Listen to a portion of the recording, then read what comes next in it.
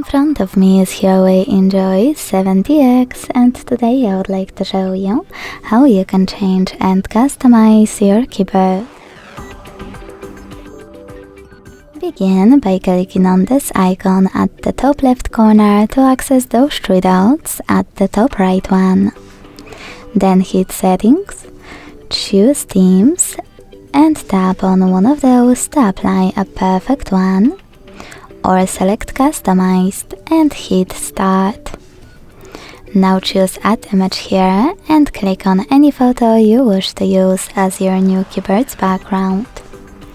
Pinch it to scale, drag it to move, adjust background darkness and hit Done. Then adjust gray borders thanks to this switcher, and when you finish, select Save at the top right corner.